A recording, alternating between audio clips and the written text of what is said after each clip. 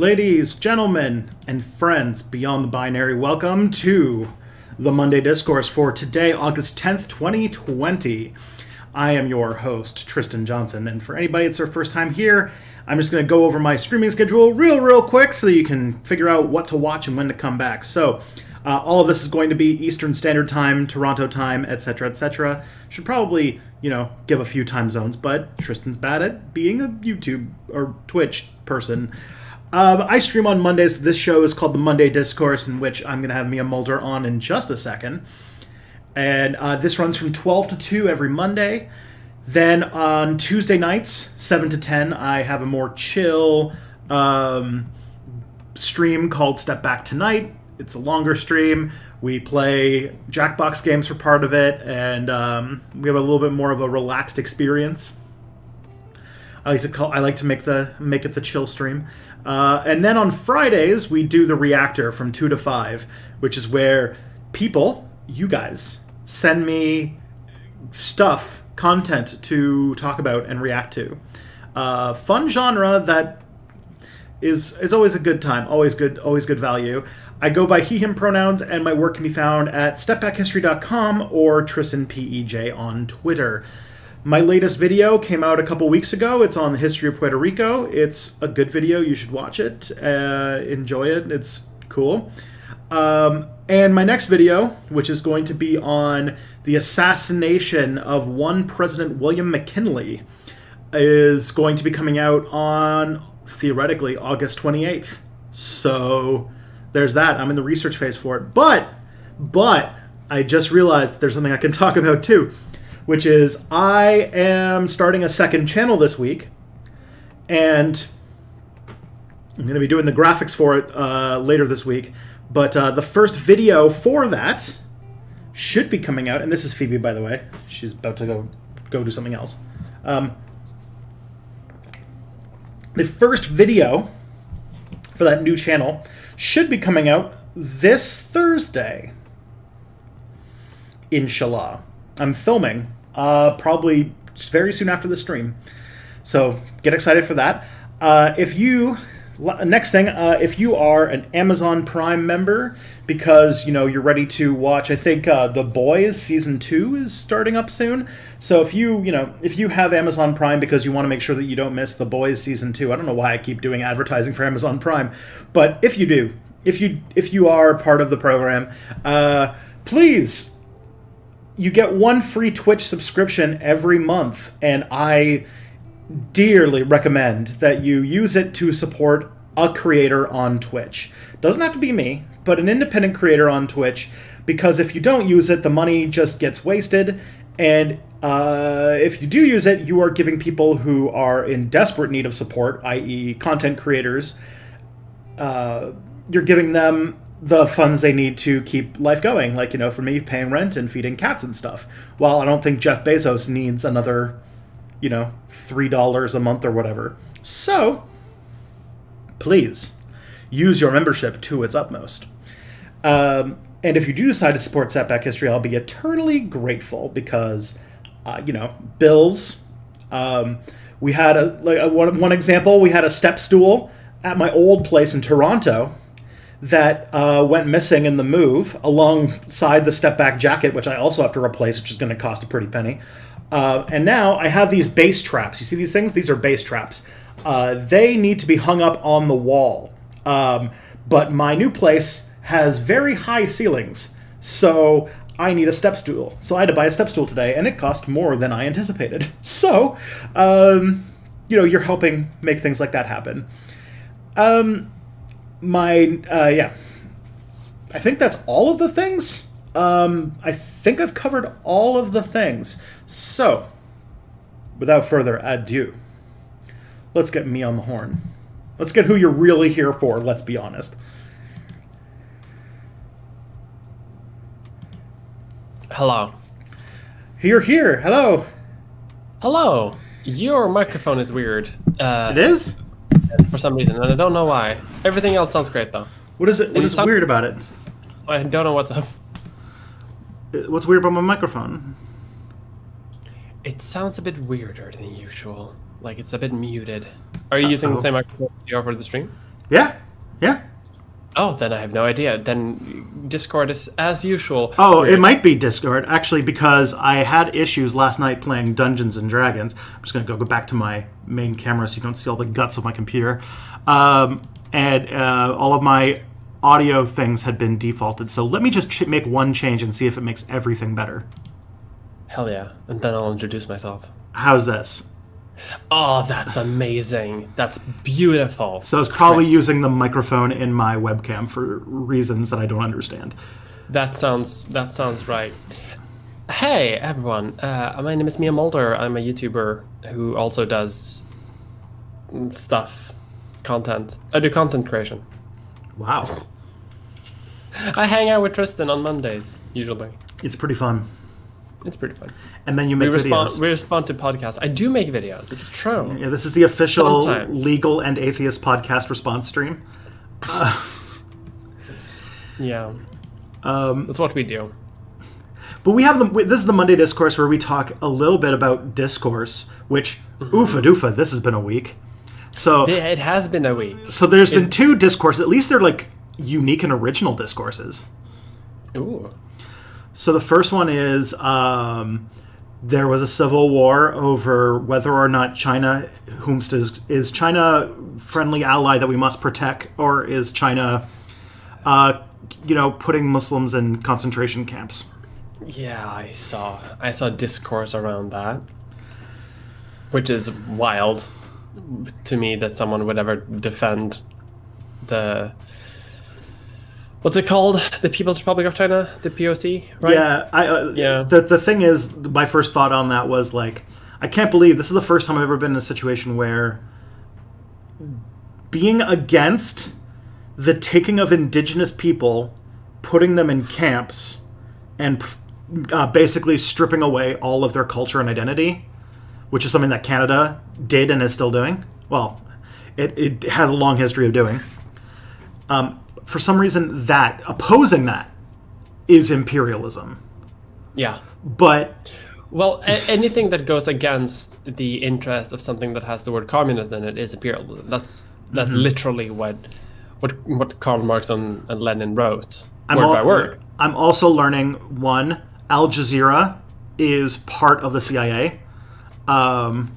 Really? Yeah, because they reported on the Uyghur genocide or Uyghur cultural genocide. Of course, yeah. So Al Jazeera has to be part of the CIA. Yeah, because the trick, the way that tankies ignore information is that if it's not from Sputnik or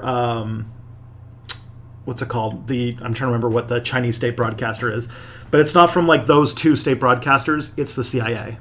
It is CIA until proven otherwise. And it sucks too, right? Because there is so much like anti-communist discourse out there that is total bullshit that people could take issue with, but for some reason the thing that people take issue with is like things that are actually true and bad at the same time. Mm-hmm. Discourse number 2 I missed out on, but it's a real doozy. So I don't know if you learned about this cool fact, but if you're a woman in your 20s, like you, if you were to date a man in their 30s, that is now pedophilia. What? Yeah, that was an attempt at discourse. There was basically saying that if you are in your 30s as a man and dating a woman in their 20s, that is because the power imbalance, it is basically grooming and therefore basically pedophilia. I really feel like nuance doesn't exist anymore, right? Because in this question and in the question about communism and the People's Republic of China, nuance doesn't exist anymore. And I'm assuming that we've just eliminated nuance altogether. Yeah. So that's Good Lord. So that was the day that happened, and then people were making jokes about what about clout-based grooming? Like, if you date somebody who has fewer followers than you on Twitter.gov, then therefore. Oh God, I remember that discourse. That comes up all the time, constantly. Yeah. There's a lot like that. That's the internet. That was Twitter this week. Twitter, I feel is Twitter is never becoming more cursed, but I feel like it has like a rotating schedule of cursed, where they will always pick something new that will always be more cursed. Mm-hmm. And eventually we will come full circle. Yeah, the new women in their 20s don't know what they're doing discourse is that's a fun one. We just need fucking nuance. Is that too much to ask? The answer to that Please. is yes. The answer. A spoonful of nuance. So the first question we got today is actually something... we're quick into it then. Damn. Yeah, 10 minutes. 10 minutes? Only. Jesus. So this one's actually interesting because I don't know too much, but it's happening like not super far away from you right now, which is some shit's going on in Belarus Yes. that I don't get because I don't know very much about Belarus. So Belarus, in short. So Belarus was, for a long time after the fall of the Soviet Union, called like Europe's last dictatorship, because the president, don't really know what his name is fully. I'm gonna double check some basic facts here because I'm not very informed. Lukashenko, it is Lukashenko. Lukashenko has basically been a sort of president with basically autocratic power. Every election that has been quote unquote free has practically been like very either coerced or just fabricated. Okay. So there is not. So it's still running itself like a Soviet republic, basically. Yeah, pretty much, and it still is, and it's just kept going. And there was a recent election where Lukashenko party allegedly won by like 76%, Seems which legit. is unlikely. The opposition, however, are claiming that they also won with like 75% or something like that. So it's like, okay, there's skullduggery afoot. It's probably by the Lukashenkos.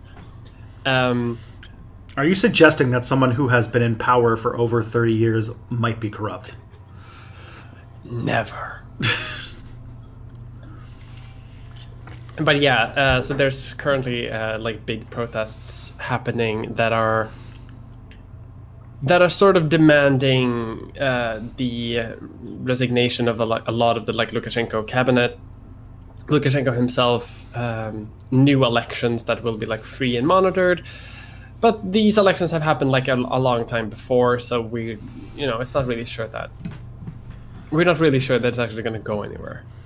Now, I did hear that... I say we because I'm in Europe, but it's not like it's fucking miles away. Like, okay, so I read an article this morning, and this is the only thing I picked up, which is that the opposition leader had to go into hiding yesterday.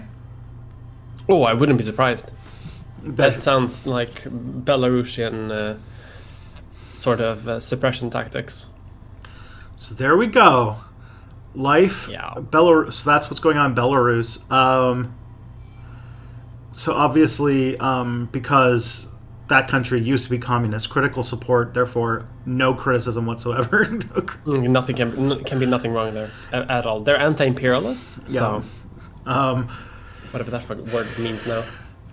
Yeah, God, do you remember like last year or something? I think it was like either last year or 2 years ago when people were supporting Bashar al-Assad. Oh yeah, because he's an anti-imperialist. Tulsi, which is like Tulsi gang. Tulsi gang. It's the Greenwald left. We really need like nuance again. I say that every stream, and I've been saying it for over a year, but still, God. You just need to what's it called? You just need to realize that all of those videos of Bashar al-Assad's troops barrel bombing civilians didn't happen. They're deep fakes or something. I laugh because it's like the Assad regime has done like legit like some of the most horrific things of dictators of this time, and it's like, oh god. And it's like verified by like several independent people like on the ground who have been there. But when you live like there's just this worldview where I'm learning this, and I'm almost like saying it's like the Greenwald left, the RT left, the Tulsi left, where it's like this idea that anything that is against American imperialism is good, no matter how many like mass murders or genocides or dictatorships or anything like that. Yeah, which is not great. Not a super great take. Admittedly, it's something I probably would have fallen for when I was a teenager.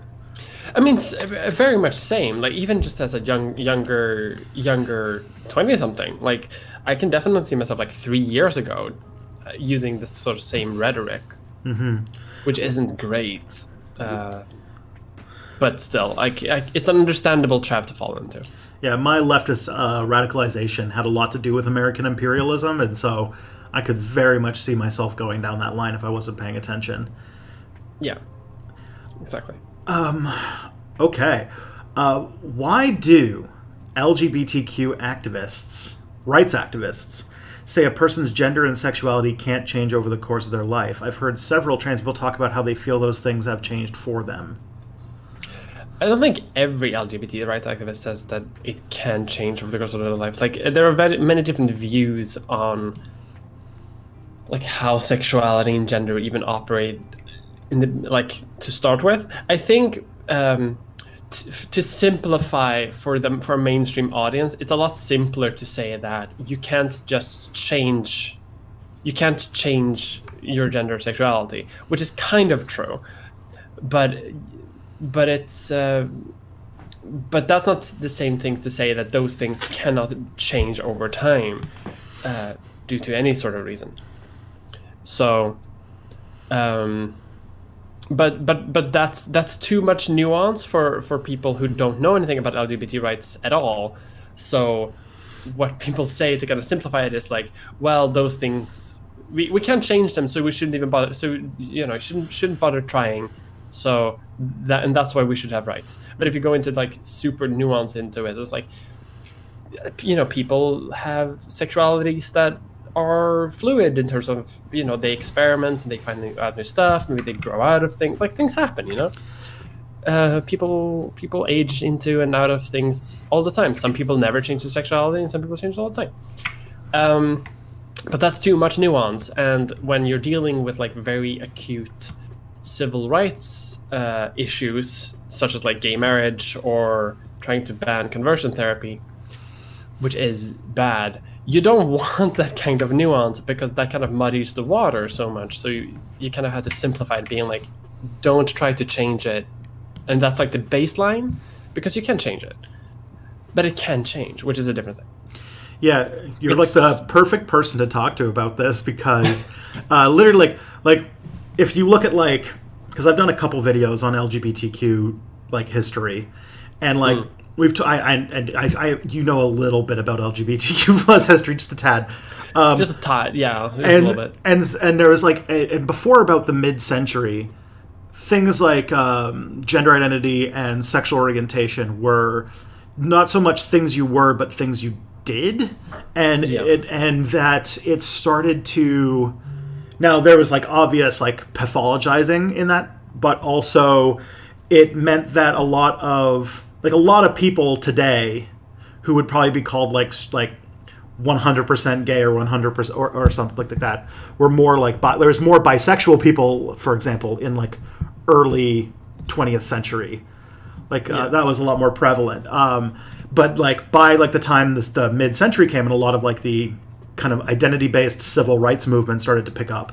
At least in American history, the gay rights movement sort of tried to build itself upon what was going on with the women's rights movement and the civil rights movement for Black people, and so therefore it became an identity like in the same vein, so that it would be able to speak in the civil rights discourse of the period it was in.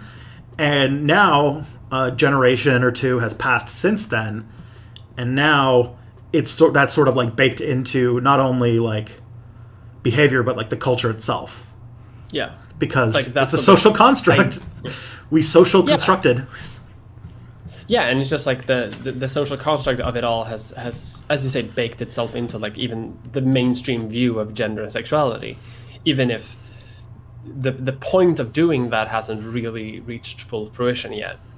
But that's also because it's not really a perfect way to look at it. Like almost like in all of modern modern like trans identity ideology sort of is built directly from that sort of pathologized view on gender. So it's not super perfect because it still has like roots baked from there. So it's complicated. But the reason people sometimes say it is because they are oversimplifying an issue so that they can easier talk about other issues that are maybe a bit more prevalent or actual. Selling your stuff to the straights is you have to make it very simple for us. There's this wonderful like trans meme where it's like discussing gender with other trans people, and there's like Aristotle and Plato in the forum having a like deep philosophical discussion, and then on this other page of like the meme there's discussing gender with cis people, and it's like a teacher trying to teach a small child how to fit a circle into a square hole. Just failing. And so like we've talked about this several times on the stream, that like if we were like if we didn't live in a society, like everyone would be non-binary, and we would all be just whatever we are on the Kinsey scale, whatever we felt like at any time. But we do unfortunately live in a society, and so we are shaped by the contexts and things that we grow up into and everything like that. And like I said, we build our reality, and that's why that was the thing about like how I bet this is me probably being a little probably not, this is just a guess, an educated guess, that in like the 1920s or 1910s there were a lot more bisexual people than there are today, or at least by percentage of the overall LGBTQ plus community, if that makes sense. Yeah, that's a good way to put it. Because when being exclusively, you know what? I should just stop talking. No, you're doing great. Because there's like this thing where like now that gay is an identity, it is it has a culture, it has like a whole thing associated with it. Now, and also bisexuality stigmatized still, even in gay spaces, to an extent. It's getting better, but it's still there. That exclusivity to sexual orientation is still something that you are subtly pressured into, despite the fact that a lot of studies on sexuality show that everyone is to some degree or another bisexual. It's a what's it called? It's a scale made by Dr. Kinsey. Yeah. It's a powerful scale. Yeah. So that's hopefully that makes sense. Yeah, I think that's a good answer to the question, really. The next question we got here is why is this the one channel I always get consistent notifications on? I don't know, but that sounds good, like good news to me. Probably because you probably consistently click it, which helps. Thank you. Yeah. What are the guidelines for submitting stuff to the Reactor? You join the Discord server, and there's a channel called the Reactor that you can put in. I would put an invitation in right now, but Mia is taking my Discord screen, so I maybe if there's a mod there's no mods in the YouTube chat, and that's where that came from. So let me just hide your face for a second, Mia, while I get a quick Discord invite so that we can answer this person's thing. Oh no, my face, my beautiful face. I know, I'm sorry. Okay. You just see like the what's it called? The viewers just instantly drop. You're like, I came here to look at Mia Mulder, not to... Stonks, yeah, instantly plummeting. Not stonks? Not stonks. Alright, you're back. And now I have a link to put in the chat for our friend. Line go down. now I have to quickly scroll back up because when you do that, it teleports you to the front of the chat. And it wouldn't be step back if we weren't like many minutes behind our stream. Oh, yeah. We're like 15 minutes behind at this point, Yeah. at least. It's good though. This is like, what's it called? If you want every question answered to its fullest, come on Tuesday nights because it's just me and you, and there's no Mia, and there's no long diatribes about sci-fi or stuff. So I get less distracted on that stream. But we just talk about stuff. Okay, let's talk about. Okay, you ready for some Marxism? I'm always ready for Marxism. All right. Where do ancient urban societies fit into historical materialism? This comes into the fact that I made a video I helped Radical Reviewer make a video on mutual aid, and it was about the medieval city. Tristan, that's me, and Radical Reviewer made it sound like the first Northern European cities were medieval, but they weren't. They were Roman. So the historical materialism of cities. I mean, okay. So, from what I can recall, cities usually developed in centers of trade nodes and along like common travel paths, and typically featured industries that were not farming. Now, because there wasn't factories yet, they were primarily they were small. They were few and far between. So urbanization was necessary, but not exactly encouraged. And this is why you had when industrialization started happening, a lot of cities exploded in size to a point where they couldn't really figure it out, and then they became disease-ridden hellholes. But yeah, I'm wondering what is a city? How do we define a city properly though? Beyond that, because I feel like a lot of Roman in Europe were more towns, forts, outposts. Yeah, a city in itself. That's a bit rougher, I think. I think at that point you didn't see a whole lot of cities outside of Southern Europe. I don't. Yeah. I think you might see what started as with London might have been a fort or something like that. But yeah. I'm thinking Paris, but Paris was also pretty small, even by 900. Mm-hmm. I guess you could call that a city by then, but that's medieval, so it doesn't work. Cities I think do start in very important locations, either cruxes of rivers or strategically important locations, and because people have to live there and they're not farming subsistence, they have it attracts different industries, and because cities at trade routes will it makes sense. I think the question is where does this fit into historical materialism? It's there was still a need for these kinds of things. Even in an agricultural-based society, it's just that there wasn't nearly as much of a need for centralized population centers like there would be under industrialized societies. Yeah. That's why it's the 19th century, I think, is about when you start seeing the rural-urban migration. I'm trying to remember what the date... When everything becomes awful everywhere.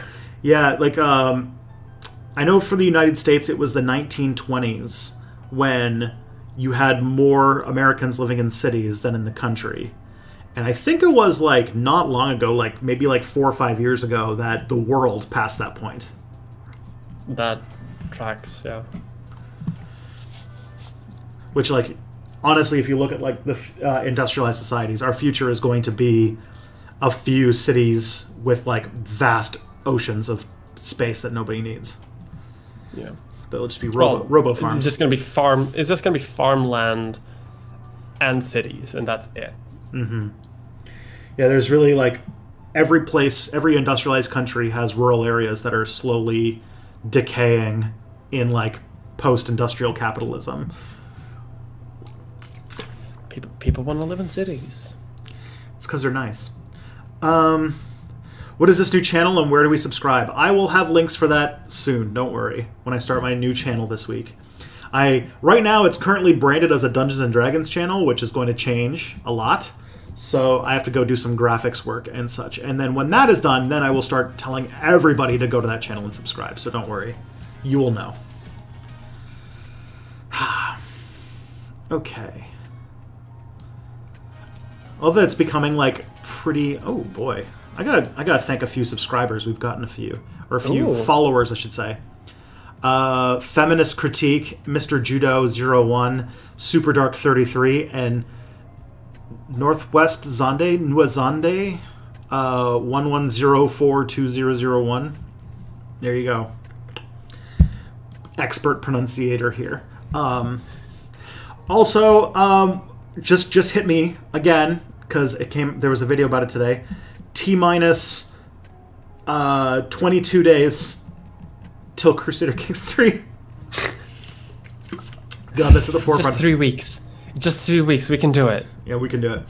We can survive. We can make one video before then and then disappear from the entire internet for 3 weeks. I don't know what I'm going to do. That's what I'm planning on doing. I have to figure out what I'm going to do. Okay. What'll happen is I'll play Crusader Kings 3 until I get to a major setback, and then I will just be like, fuck this, and then I won't play it for a little bit. That happens to me every time. Right now I'm playing my last Crusader Kings 2 playthrough before the new game comes out, and like my thing that I'm trying to do is like, all right, this is going to be the one where when I hit my first setback, I don't just quit. I'm gonna rough it out.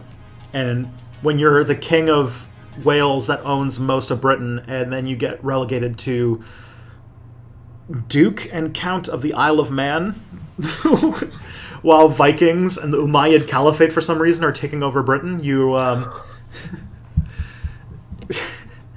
Oh no. The Caliphate. It's coming. Yeah. Don't you just love it when like Francia just falls instantly and it's like, great. It's either the Romans that are back or the Umayyad Caliphate is just taking over all of Europe. Yeah. The other thing that happens in Crusader Kings that must have happened in real life at some point that I really would love to see is that in Crusader Kings 2, just because of the confluence of factors, if Vikings raid Muslim lands and then pull a Norman conquest and they start converting to Islam, when you get Muslims of the like Nordic culture group, you basically turn on God mode somehow, and like Muslim Vikings are like one of the most OP combos of people in the game. I don't know why though. I don't understand exactly what it is. Muslim kingdoms are extremely stable, and plus raiding. Plus raiding. The Norse can do. Yeah. Oh, good lord. And it's an established religion, so that they can still do stuff. Mm-hmm. They can reform to become like merchant republics or feudal or empires. Something. Fuck. Yeah. Oh my god. I have to try that. So you always find like some Olaf Bjornsson who leads a Viking raid of Andalusia, converts to Sunni Islam, and all of a sudden is like just wrecking Europe. Yeah. Suddenly he controls half of France and had 80,000 gold. Yep.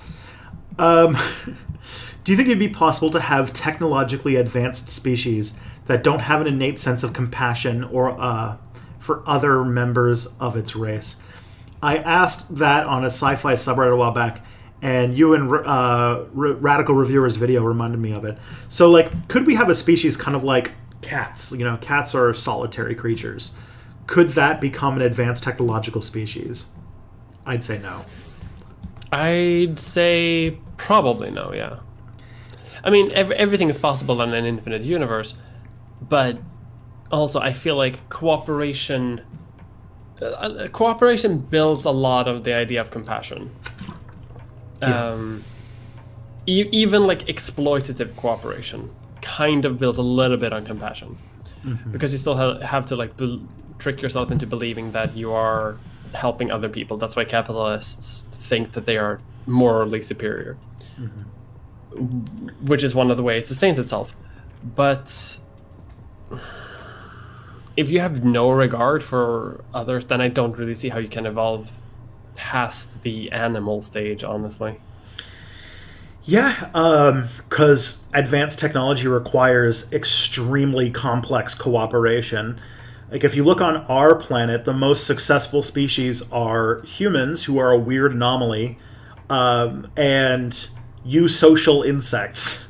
And eusocial insects use, if anything, our success as a species has more to do with the fact that our social organization is closer to a eusocial insect than like, say, apes. And except for the fact that we don't just have like one giant queen that births all babies. But besides that,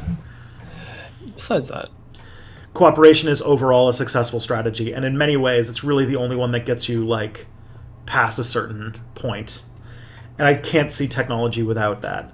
And yeah, it's like kind of how you get tools and stuff. Yeah. Otherwise, because if you don't have that, you don't have the continuance of information, which means that you're resetting with every generation of people, which means you never actually like, move to the next point. Yeah. Okay. I read one theory to explain why hill forts started appearing about 2,800 years ago. Okay, we're doing this kind of history. Is the population of Britain got high enough that it was no longer easy to feed everyone by just working the easy land? I know you haven't looked at the evidence, but generally, do you buy that people will turn to warfare as soon as they can't easily feed themselves? If yes, what would you say to someone claiming something like that disproves the idea ancient societies were cooperative? I think people will start fighting each other if they can't easily feed themselves. But I don't think it disproves the idea of ancient humans being cooperative, because ancient humans will be cooperative if things go well. Mm-hmm. That is generally the story of the human race, that when things go well, people are nice. Mm-hmm. When things go bad, usually World War. Yeah. Thank you, The Real John Doe and Pensive Gargoyle, for following. I would say, yeah, I agree to that. Also, I think that there's a fundamental difference in, like, this is going into, like, historical materialist analysis, but, like, when we were in a position, like, 2,800 years ago, where at least in places like in Northern Europe, where it was still a struggle to just get enough calories to feed humans, that there was definitely, like, a Malthusian issue there. Southern Europe less so, because they grew up in a climate that makes sense, so you can just grow things and eat them. A kind climate that doesn't hate you. Yeah, but if you live in Sweden where the climate wants to kill you, which I always think all the time when it's like, and you know this, when it's like January, it's negative 31 outside, and you just have like, you come inside and you're like, why do I live in a place where the wind hurts my face? See, that's why I'm a YouTuber, so I can work from home, so I never have to leave my house in the winter. Upside of masks this winter is we get to protect our faces from wind. Yeah. You know, in the very rare possibility that COVID is still around in the winter times. It's going to happen. Yeah, of course it is. Although I should say, New Zealand hit 100 days with no community spread cases. Yeah. Like, New Zealand is kicking ass on this. Mm-hmm. Europe is doing decent. America still tumbling down the trash fire. But it does look kind of like they might have hit the peak of the second wave. Yeah, I'm not sure about that, because it was like, what, less than a month ago-ish when the CDC stopped tracking that's true. the COVID cases, and the Department of Health and Human Services or whatever. That is true, and also overcoming, and that's when all the data suddenly became plateauing. I forgot about that part.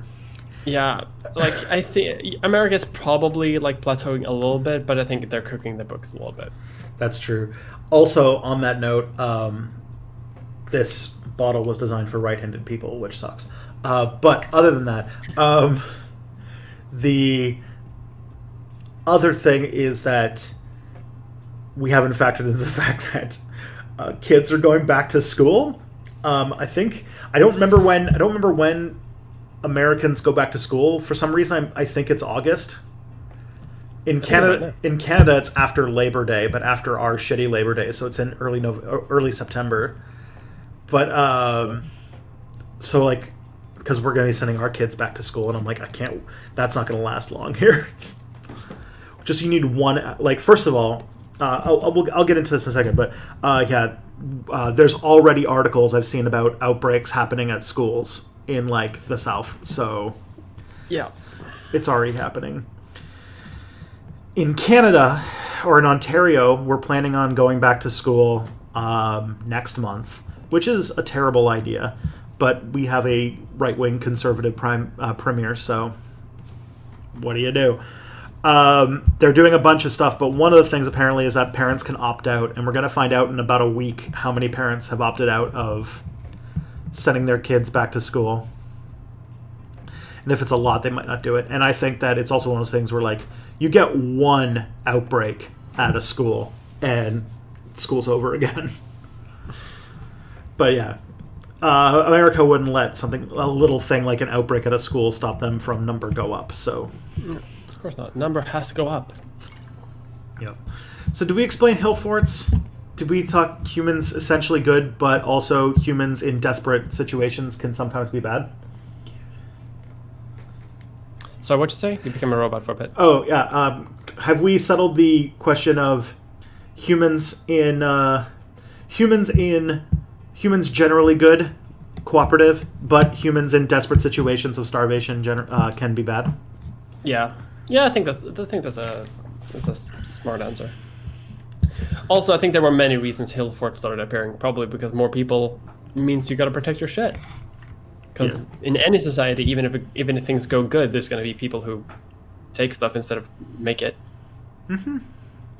Yeah, I got the more unequal. The other thing too is that as societies develop technologically, the more unequal they become. Oh, there's my anarcho-primitivism coming out there. But yeah, the more technologically developed they become, the more hierarchical they become, and when you pass a certain point, you have so much hierarchy that you do need to have an increasing amount of increasing amount of energy put into coercive power to maintain the unequal structure of society. I swear, this stream is just me turning slowly into some sort of weird anarcho-primitivist, which is not good because I believe heavily in disability rights. So I don't know where this is going to go, friends, but listen, what we need is anarcho-primitivism, but with the added benefit of like an all-powerful AI robot caretaker system that can take care of us for the things we can't take care of ourselves in our anarcho-primitivist society. Yeah, I'm not saying anarcho-primitivism. I am saying that Amish people with the combination of living in a 19th century lifestyle, or a 18th century lifestyle, or pre-industrial lifestyle, or whatever you want to call it, but with modern medicine, are the longest lived and healthiest people in the United States. But and that you can definitely see a strong connection between increased technology and increased capability of automating the means of production, and greater and greater hierarchical inequalities and coercive force used upon its own population. That's all I'm trying to say, friends. What a wholesome stream so far. This is like my I'm spiraling, friends. That's all I have to say. It's the world is falling apart. Like, we haven't even mentioned the fact that like Beirut had a massive explosion. The biggest, possibly the biggest non-nuclear explosion in human history. Yeah, which is wild. Yeah, And we haven't even mentioned it because it has barely even come up in discourse. I mean, there's been so much coming on. It's been pretty straightforward. Like, the thing is, like, it could have been a discourse. For a little bit, they were starting to say that, like, one of the early theories was that it was Hezbollah.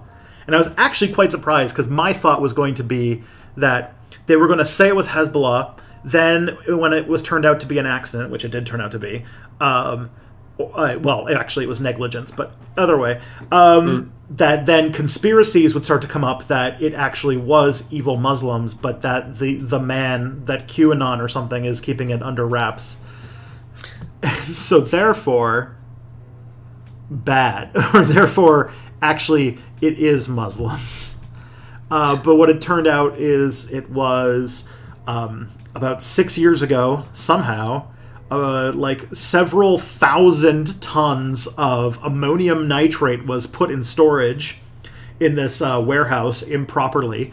Ammonium nitrate, by the way, highly explosive. It's what speaking of anarcho-primitivists, it's what Timothy McVeigh used to blow up the Oklahoma City building in 1995. Fertilizer is extremely explosive, and that's what ammonium nitrate is. And like several thousand tons of it was just being kept in this warehouse and no one was paying attention, and then the warehouse caught fire and nobody knew that all of this ammonium nitrate was just sitting there for 6 years, and then it all exploded. Yeah. But there have been like massive protests in Lebanon, though, which is to like hold. That's the other thing. Politicians accountable to it. Yeah, there was a big legal case decision in regards to that happened on the day this explosion happened. So a lot of people were like, "Oh shit." Oh shit.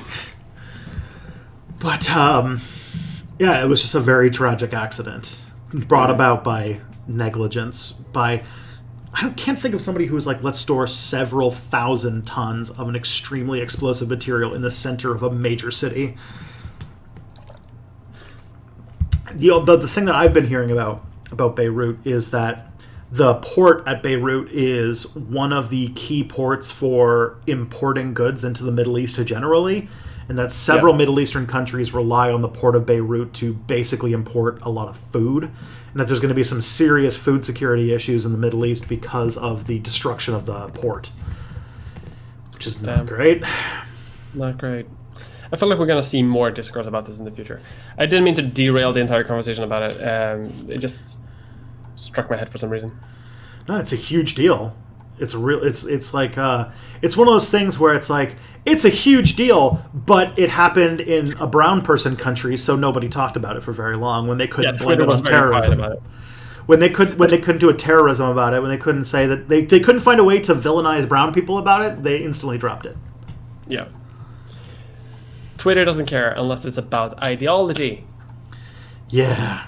Old books. But about white people, specifically. Fucking hell. I'm getting grumpy about this stuff. Is it possible to be both rich and a member of the proletariat at the same time? Like, suppose you're a high-level engineer working for Dell, or you make $450,000 a year, are you still a member of the proletariat? I think by definition, no. Right?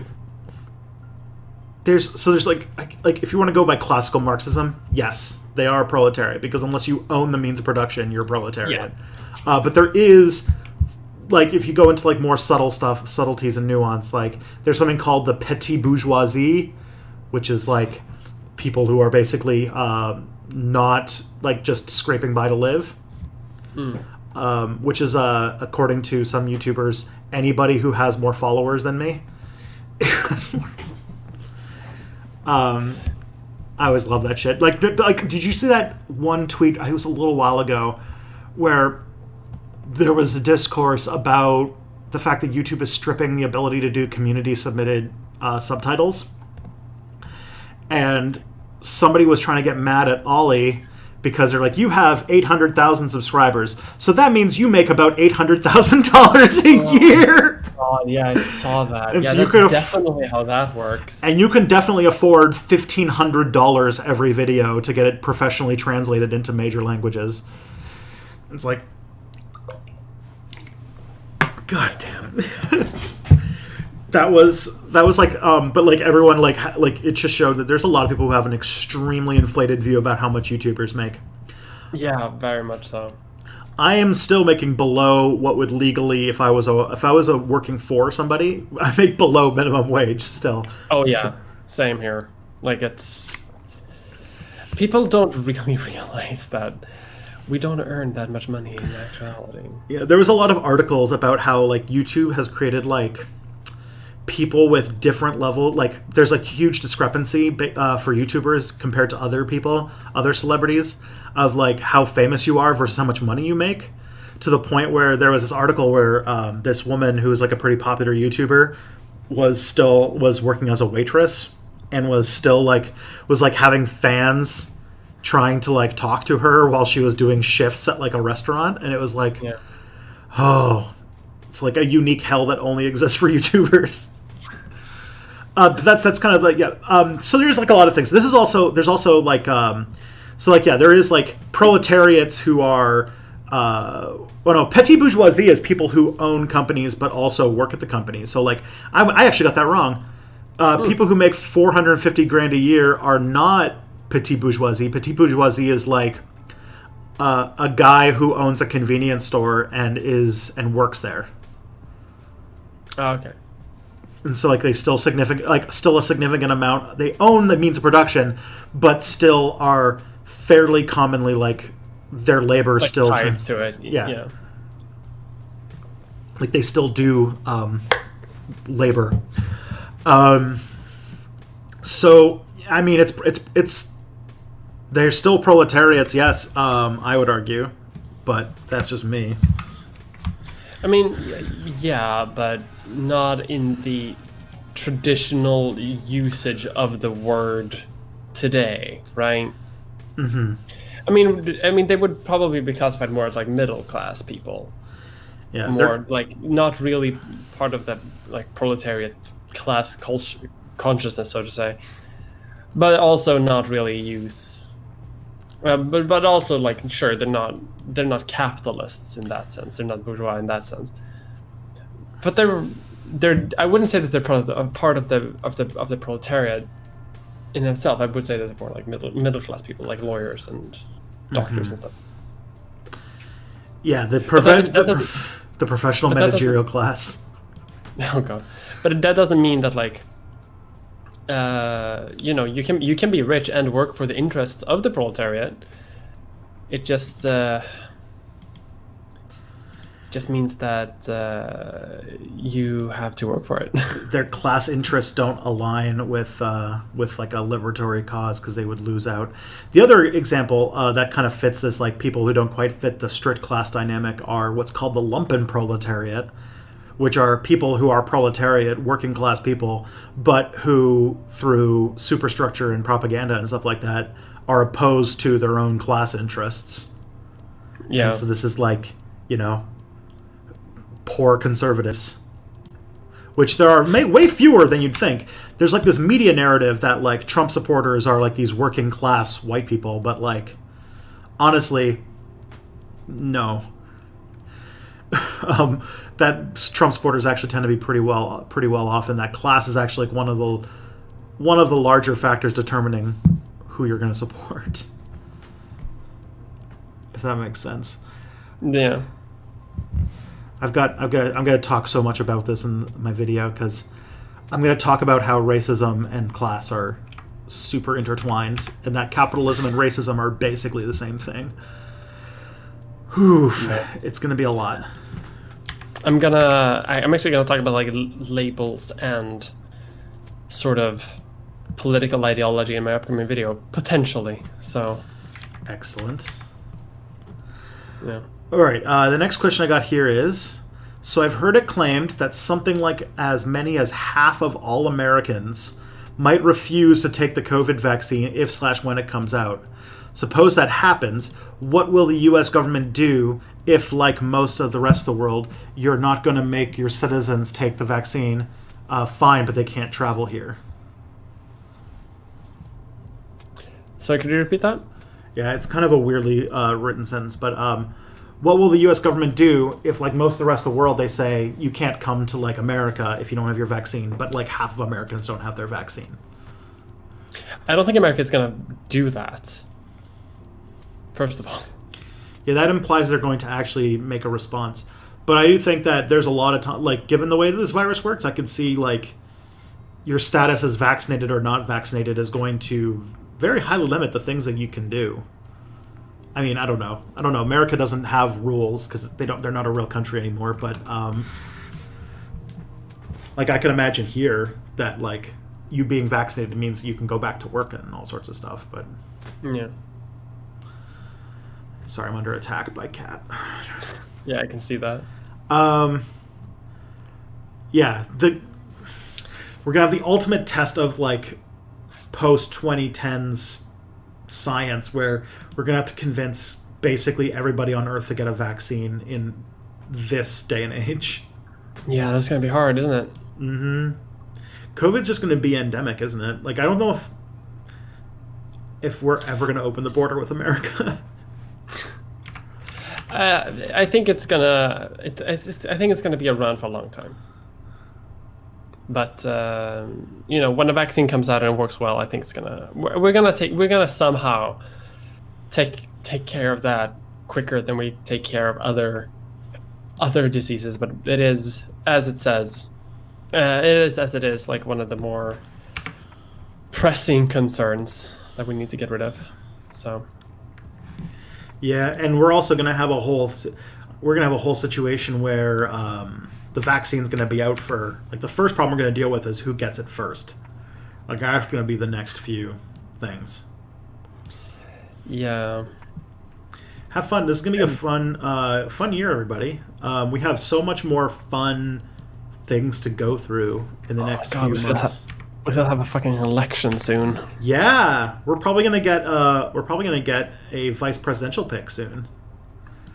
A lot of evidence that Susan Rice. For a while now. I keep waiting. I keep checking the news, but we never hear anything. Well, the convention's next week, so they got to shit or get off the pot. They're holding out for much longer than most people do. Yeah. Soon though. Yeah. Our managers class traitors. The other day, I got into a back and forth with a Marxist streamer about if middle managers should be considered a separate class of the proletariat. I think we came to the conclusion that managers are members of the proletariat who agree to do the bidding of the bourgeoisie, i.e. controlling the other proles, in exchange for more pay and privileges. I'll take that answer. Yeah, that's what I mentioned earlier, like, form of lumpen proletariat. Yeah. Which is one of the more fun Marx terms. All right. There are too many Marx terms. If it's something I realized from, like, doing initial research for my next video, is that there are too many of them. Yeah. Okay, the next one is, so if I'm a male in my 20s and I date a woman in her 30s, does that make her a pedophile? The answer to that is no, because the discourse, the way it worked, is that because the power differential between men and women, a man in his 30s is a pedophile if he dates 20-somethings, but not the other way around. Yeah. Very sound discourse on twitter.com that definitely hasn't, like, been aired and immediately been discarded in feminist circles throughout the last, like, 100 years.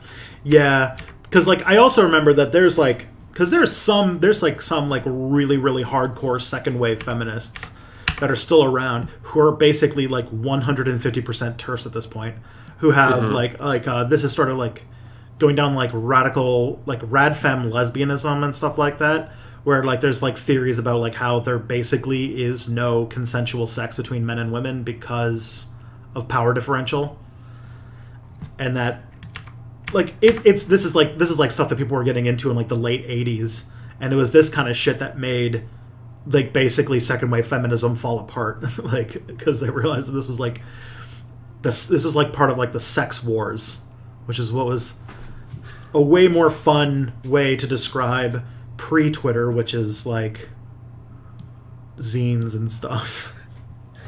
God, zines. Remember zines? Yeah. Somehow I do. So, like, that's, like, so, yeah, you're getting into, like, I could get into, like, the weirdness of, like, feminist theory in the, like, late 80s, early 90s, and all of the weird shit that was going on at that point when second wave feminism was basically like hitting its peak oddness, and its lack of intersectionality was starting to break. But this field, this discourse, I guess, piqued my interest because it seems to come right out of that era, right out of that kind of talk. It's like, oh my, it's like an old idea that just like seems like it's like, oh my, where did this, like, interesting. It's like what's it called? Retro. Yeah. But that's because Twitter has no like long-term memory and doesn't actually like build upon anything. It's just like people have a thought and spew it out into the world, and then suddenly there's discourse about it. Mm-hmm. The next question I got here is: suppose the whole Democratic establishment goes into 2024 assuming whoever Biden's shitty VP is will be the candidate. Should AOC, Warren, or whoever else try running anyway?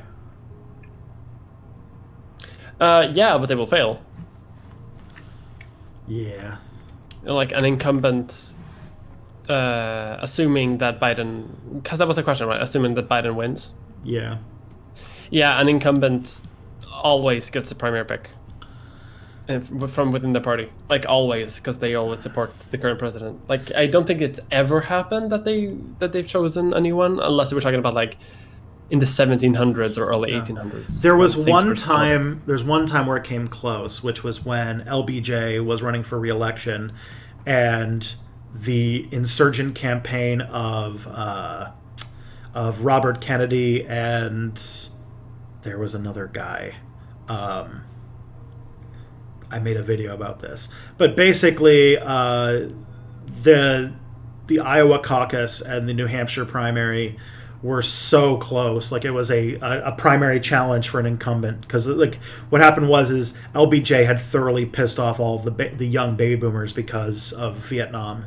So it went so poorly for the party that LBJ just decided he wasn't going to run for a second term, and that resulted in his vice president ended up becoming the candidate, who was Hubert Humphrey, who notoriously lost to Richard Nixon. So yeah, so it did happen once, but it's sort of like how no president has ever been kicked out of office because of an impeachment, because whoever came, the only time it ever came close, the president resigned before it could happen. So it's never actually like gone full term. I mean, I think they should still try. Like, they should still, manage the public conversation in the way that they can. But I don't think it'll be very successful. No, if it is a vice president, maybe you can get some work in there. But who knows? Oh, that would be dark, though. That would be. I mean, I just think it's like very. That would be very backstabbery of a vice president to be like. Oh. Actually, in the middle of this re-election campaign, I'm just going to try to become president, actually. Oh, no. What I mean is, like there's this, like, popular idea that Joe Biden doesn't intend on running on for a second term, which, I'll believe it when I see it. But, you mean like that? And so if, like, he picks Susan Rice as his VP candidate, which a lot of people are saying is probably going to be who it is, then if he picks Susan Rice and then says he's not going to run for for re-election in 2024, then Susan Rice might run as sort of like the proxy for Biden in the primaries, in which case is it worth challenging? And I'd say you have a better chance then than you would if it was just Joe Biden running for re-election. That makes sense. Doesn't Belarus still even like to use Soviet-era iconography? I think so. I don't think so, actually. Oh, no. I did hear that people keep saying that they're the first country that would like willingly be re-annexed into Russia, which I don't know if that's true, but I don't think that's true either. I think there's a lot of confusion between Belarus and Transnistria. Because Transnistria would, and they still use a lot of Soviet-era iconography. I have a friend who's been to Transnistria. Really? Yeah, I have a friend who travels a lot, and his favorite place to travel to are like weird socialist experiments in random parts of the world. and so he's actually been at Transnistria. So that's fun. That's neat as hell. I would love to go because one of the biggest cities within Transnistria is this town, which is very important, like Swedish history, because a Swedish king kind of took refuge there hundreds of years ago during some war with Russia. But because it's in Transnistria, which is this kind of like breakaway, non-recognized state that doesn't really exist, but kind of does, and so it's kind of hard to get in there. Yeah. But I still want to go to this town. It's called Bender. I just want to go to Transnistria because it's like, so what it is it's like an attempt to like stay a Soviet socialist republic. Yeah. So when the reason Transnistria even exists in the first place is like Moldova broke free from the Soviet Union when the Soviet Union fell apart, and then Transnistria broke apart from Moldova because they wanted to still be part of the Soviet Union. So it's a kind of independence within an independence. Oh boy. Yeah. So that's good. So yeah, Transnistria is interesting, I will say. It'd be cool to go. The other day I kind of came to the conclusion, like, I think I really want to go to North Korea. I do too. If there's a way to do it ethically, which there isn't, but I really want to.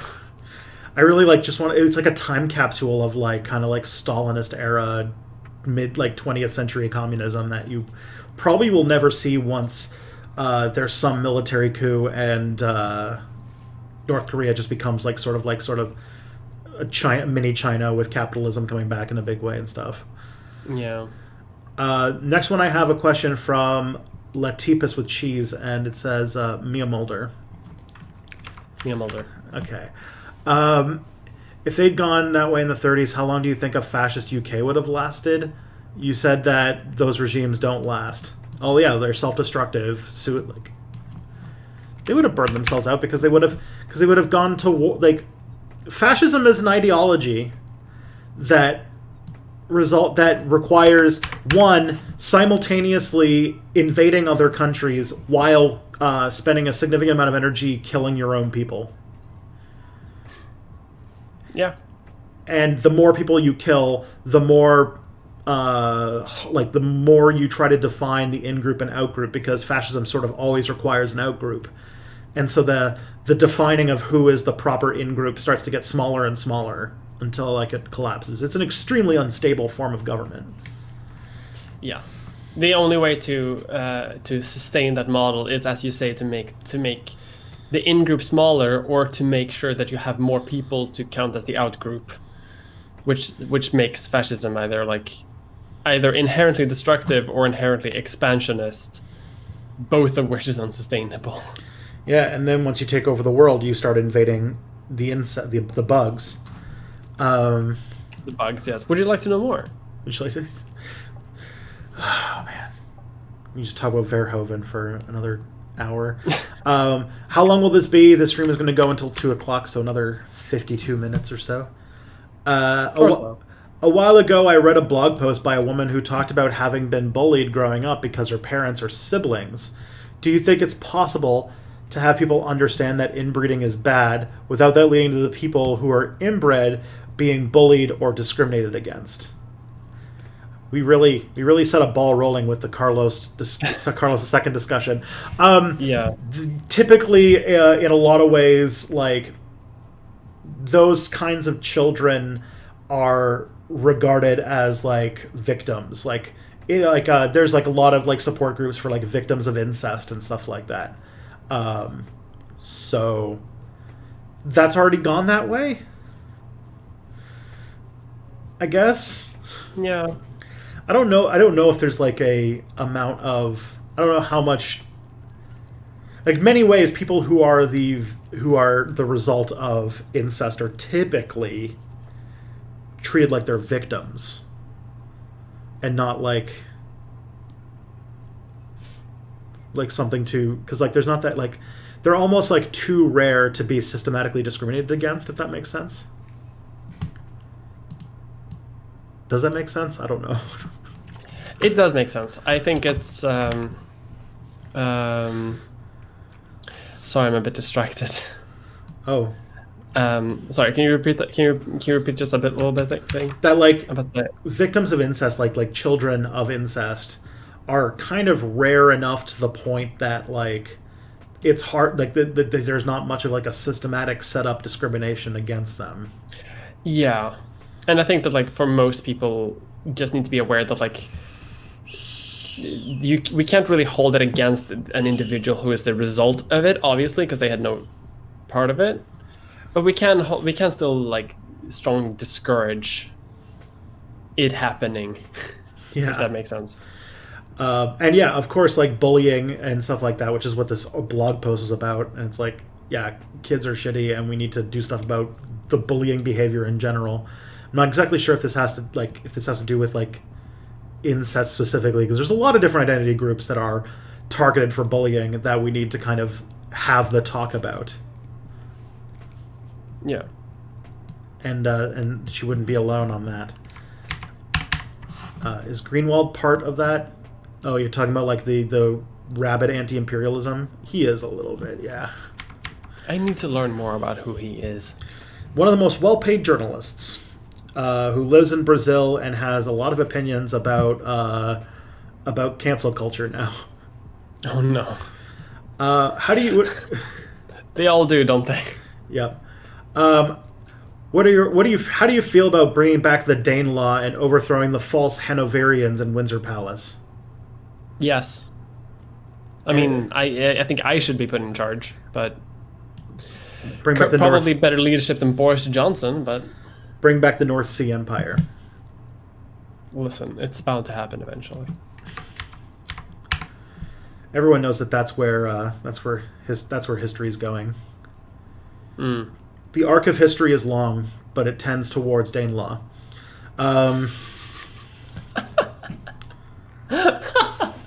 Isn't there some joke somewhere that's like throughout all of history, there's always like there's always some weird desire to try to recreate the whole Roman Empire. I heard some joke about something. There's always this tendency in history where someone will try to recreate something, and I think it was the whole Roman Empire. But we can adapt that to the Danelaw. Yeah. Why do countries with far left governments like North Korea ban same-sex marriage? To me, that sounds very contradictory. Because you can be a communist and still be conservative. Yeah. And a lot of countries, especially sort of like the whole like marriage of like progressive social politics and distributive economics, those only really married in like the mid-century. And even then, the marriage is imperfect, and that's why you end up with like lefty pole. So, yeah. Yeah. I feel like there's a lot of like as you say, like the idea that sort of leftism in general is progressive inherently is based in some truth in some areas, but it's definitely not in others, where aspects of like general leftism or communism are like at the core of everything, but then you have like social conservatism. Like, you know, like as I mentioned earlier, like I feel like I would wish to visit North Korea one day, but I don't think I can because I'm trans, and I don't think that they would be super hype on me visiting like that. But I'm not sure. Yeah, I always forget that like LGBTQ plus people have to like there's like guides on like what countries are safe to travel to, and yeah, I feel like I need to read up a bit on how North Korea does it actually. Ellen Page had a whole TV show about it. Oh yeah, is it called like Gay Vacation or something like that? Yeah, it was like on that weird attempt that Vice had to start a cable TV network. Oh yeah, I remember that. Good attempt. Where she basically traveled the world and like checked out the like what for like it was like part like travel like traveling and seeing like what the LGBTQ culture is there, but then also investigating like what the gay rights situation is in the country. There's one part where I think she like interviewed Bolsonaro or something. It was really Jesus. So it got somewhere. I I have to find it because I thought it was pretty cool to see Ellen Page chew Bolsonaro out back when he was just like a reactionary YouTuber.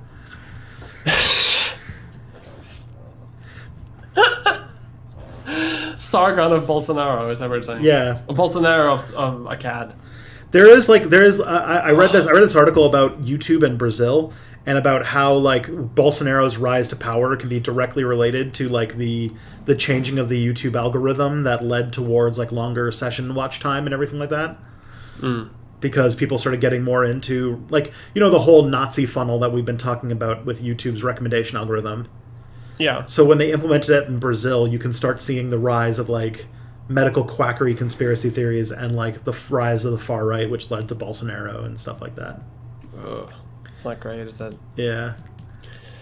I saw a tweet a few days ago commenting that... I'm so sorry. I'm so sorry for you. Yeah, that's mistake number one. That, quote, U.S. history can be understood as a series of racialized moral panics. I don't so much have a question for you so much as it felt very much like it was your interest and in your ballpark. There's an extent to that being true, but yeah, moral panics in general. I think you sent this to me once, and I think I have talked about it before, but you're not wrong. It's a bit reductionist, but not as reductionist as it should be. Yeah. But yeah, America loves a good moral panic. I feel like every major like historical event almost in America can be, as you say, in a bit of a reductionist manner, boiled down to be a moral panic. Mm-hmm. Okay. What should the left's views on farmers? What should the left's views on farmers should be? Are they like landlords, or are they potentially also workers, since a lot of them have to work for larger bosses? This has been a very big issue in communism historically, hasn't it? Yeah, because, you know, that led to a lot of Ukrainians. That question led to a lot of Ukrainians dying. I will say one thing, which is that, yeah, so they definitely own their own land, although that's becoming less and less true as, like, we're kind of moving in, like, post-industrialization stuff. More and more farmers are becoming tenant farmers on, like, mega corporation farms. So, like, if anything, the free market is starting to realize that collectivized farming is more efficient. But, so, like, capitalism is sort of forcing collectivized farming, which is a weird development. But also,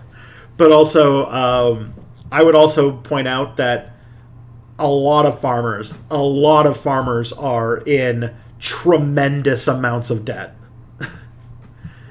And that the only countries that end up with farmers who aren't in tremendous amounts of debt typically are the ones who do like kind of like what happened in Saskatchewan, where they started the wheat board, where they had a government board that just buys all of your crops and sells them for you, which is basically collectivization too. So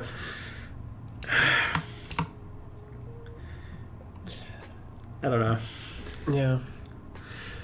I feel like I need to see the question in front of me again. Let's see if I can find it for you. Thank you. I'll I apologize for I'm very tired today.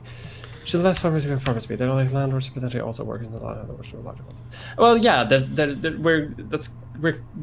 they're sort of. I mean, they're sort of a type of working class, but not really, right?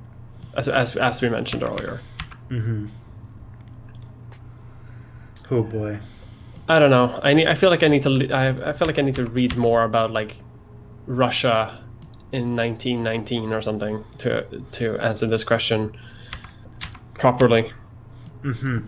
Because there was like a situation where they collectivized farming, and collectivized farming basically meant like, hey, little Ukrainian family that's been living on this land for centuries, you're now going to be part of mega farm number 7C.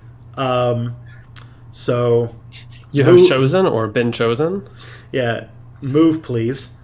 And also, if you're a rich farmer who hires other people to work on your farm, you are bad, and you both didn't die, and it's okay that you died. as I've heard. That's how anti-imperialist media has spinned it. You both your death didn't happen, but also it's good that your death happened. It's weird how a lot of extremists take that view, isn't it? And about a lot of these things. It's the number one sign of genocide denial is where you get that simultaneous mix of didn't happen, but also it happened, and it was good. Yeah. That's like the two. It's like the two genders of genocide denial. Christ, I can't believe I'm laughing at that because you're right, but also it's like horrifying, but also you're right. But also everybody like genocide deniers tend to just be both. Yeah. In different contexts. Question: has Mia had haircut? I have had haircut. It's true. Hairs have been cut. Hairs have been cut. Do you think that religiously contentious places, for example, the Hagia Sophia, the Al-Aqsa Mosque, and Iota, should just be used by all involved religions, or remain neutral of all religions? I've been thinking about this in light of the Hagia Sophia becoming a mosque again, and I was wondering why Christians and Muslims can't both use it, though the people who really want to use it as anything would probably think that's a sacrilege. This sort of comes to the idea that some people have talked about, the idea that Jerusalem should become a city-state because of this exact reason. Yeah. An opinion I had, actually, once upon a time, which, I don't know, it's too complicated now for me to have an opinion on it right now. Yeah, I mean, like, I'm all for interfaith working this shit out. Yeah, and I feel like that's probably the most practical solution in most cases, but I don't know, in terms of the Hagia Sophia, I'm not sure how much is out and happening with the Hagia Sophia becoming a mosque again. I saw some people becoming upset, but I haven't really seen like a lot of outrage around it, so I don't really think it's a huge deal potentially. Because there's two ways to look at, because there's one way to be offended by it that makes sense, and one way to be offended by it that is like definitely just people on the internet. Like, the one way to be offended about it is that it is a blatant attempt by Erdogan to use basically like red meat for religious conservatives to consolidate his power. So it's just him like desecularizing a country that has long prided itself on being secular, which is problematic, and definitely something that you should be like, not good. Big not good. Then there's the one that people get mad at, which is just people on the internet who think that like the Orthodox Church is still concerned about the destroying of the Thessalonian walls in 1491 or whatever, or 1492. They have other issues going on, like. And it's like the Hagia Sophia used to be a museum before, right? So it's not as if it's no longer like an Orthodox church thing. Like it's still kind of a museum, right? As far as I know, people can still go and I don't know what also used as a mosque. Yeah, I don't know about that part. But I might be wrong about that. I do know that the whole issue about the Hagia Sophia.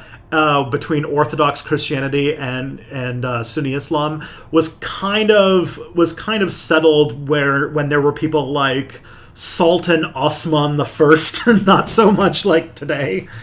Yeah.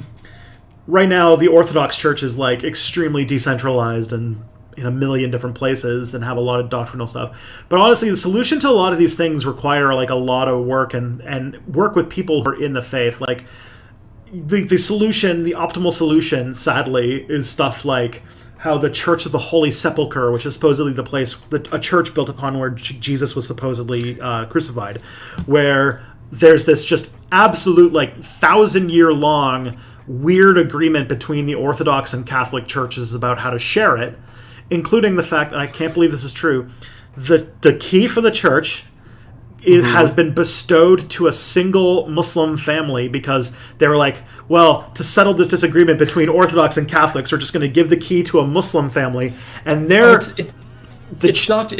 you're underselling the clusterfuck of this, because it's not just like the Catholics and Orthodox. It's like 7 different Christian denominations who, as you say, like they couldn't decide what to do, so they just gave it to a Muslim family to take care of. Where it gets passed down through the family, through generations. And so every morning at 5 a.m. to this very day, they have to, the head of this Muslim family has to go with this ancient key with a representative from the Orthodox and Catholic churches to open the door of the church in the morning. And on top of that, there's another fun story about the Holy Sepulchre, the Church of the Holy Sepulchre, is there's a ladder. Oh God, so nothing can be. So one of the rules about the Church of the Holy Sepulchre is that basically nobody can move or change anything without permission of both churches. And somebody went and did some maintenance on the outdoor edifice and left a ladder on the edifice. Sometime in maybe the 1700s, I want to say. And, I think it's even earlier. Okay, so this happened, and nobody remembers which side did this. So this ladder, by church rule, can't be moved, and has been sitting there for literally centuries. And anytime somebody, a lot of Israeli pranksters and stuff like that, will move it, and it has to be put back. So there's this piece of wood, this wooden ladder from literally the Middle Ages that has been sitting on the side when they did maintenance once on this church hundreds of years ago. The Church of the Holy Sepulchre is one of the most fascinating places to study. Just so much weird shit to try, because in the time when before Treaty of Westphalia, right? Settling religious issues and sharing something between two religions, they had to go down to this absolutely bananas agreement. It's just it's nuts. Yeah. But the thing is, it kind of works. Yeah, and unfortunately, and because religion is so strange and so full of tradition and stuff, that really, this is the only way to seriously deal with these kinds of issues. And the main thing, and this is my opinion as a non-religious person who's never grown up in religion at all, is that this is really the only way that these things are going to be solved, is on their own terms by their own people. This is why I hate people who are Islam bad, they need to modernize, and it's yeah, well, why don't you listen to Muslim feminists and let them do it? That was a lot. I'm sorry. It's okay. It's that kind of stream. Mm-hmm. But also, having more faith praying there, I think that would be a very nice, sort of show of kind of faith solidarity. But also, I don't think Erdogan is ever going to allow that. Yeah. Honestly. Desecularizing Turkey is a worrisome trait. And it's not going into a pluralistic view of religion either. It's a very much there is this kind of the state religion. It's coming back in fashion, sort of. Yeah, it's basically Ataturk is rolling in his grave over all of this stuff. But then again, Ataturk's the spinning energies that could be generated from Ataturk's corpse. Yeah. Although, yeah, especially if he recognizes the Armenian genocide, you'd be able to power the entire planet with the spinning speed of Ataturk's corpse. Yeah. That's actually, if anything, we should solve our energy crisis by the fact that there are probably so many important historical figures that were pro-truth and justice who are spinning so fast in their graves that we just hooked up to turbines and we could power the world. Yeah. Is it possible to be both rich and a member of the proletariat? Oh, we already answered this one. Yeah. What class would you want to be in if you were born in the world of 1984? I don't know enough about 1984. Yeah. It's been years since I read that. That's true. I couldn't either. The other day I read an alternate history scenario where the Chinese Empire embraces industrial technology and becomes a global superpower on par with the British Empire. Do you think they really would have done that if they wanted to? And if yes, why didn't they want to? I think it would have fallen apart if they did that. I mean, one of the big reasons why the Chinese Empire was kind of isolationist and very traditionalist is because it was kind of falling apart at the seams. It was fragile. They there's this geopolitical talk about China, and it's reductionist to an extent, but China is actually 5 or 6 countries that have periods of being unified and falling apart. And at around the time of like the beginning of colonization, the Ming Dynasty was in a very precarious situation. Plus, like, yeah, the lack of a colonial mindset. Like, they did have the technology to do a colonialism, and instead they just sailed around the Indian Ocean trading stuff and brought back treasures. Like, that was their, like... That's it. Like, there's not this, like... I still think that there's a Christian aspect to it, that, like, Christians have this need to convert and to spread, and that drove sort of colonial thinking, while China did not have that cultural aspect. And there's that like this it's sort of like this I'm going to say a very dirty word to historians, this Jared Diamond type of thinking, that anybody who develops technology and anybody who does stuff will automatically want to become an imperialist empire is not the most accurate. But then again, also I could say that China did have colonies. It was like Vietnam for the most part. Yeah. So, I mean, and also industrial technology, sort of like industrialization and stuff kind of requires racism to function. And I don't know if white supremacy is like a thing that would fly in China. Yeah, probably. And around the time, what would that be, like Han supremacy or Qing supremacy? Yeah. I just think if that happened, it would, like, again, the empire would just fall apart. Yeah, I think it's instantly. If you looked at the Chinese empire wrong, it would fall apart, and it did. Mm-hmm. It's sort of like a it's another, like, you can tell a Westerner wrote this because it's another, like, reductionist idea of what Chinese culture is like, and what the kind of, that thinking that every culture sort of follows a Western trajectory. It was like, it's like version 1 of Europa Universalis 4 all over again, where everybody updates by westernizing.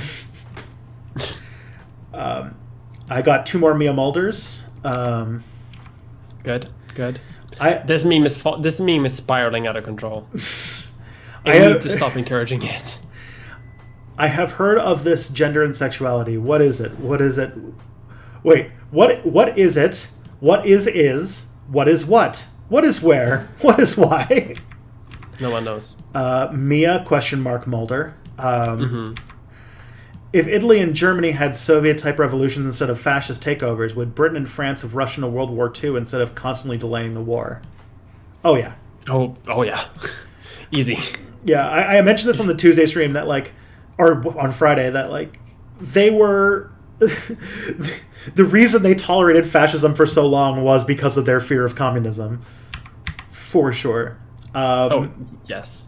It's very much the... I mean, it wasn't, like, in the zeitgeist of the time, there was this idea that, like, like, communism and fascism, they can just duke it out themselves, and the free world, whatever, they can just chill and relax. And then that didn't happen, because that's not how anything works. Yeah.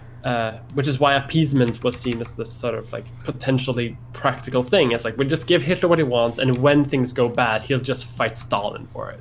Mm-hmm. Makes perfect sense. I got a Mia Markster. I'm not sure about that one. Yeah.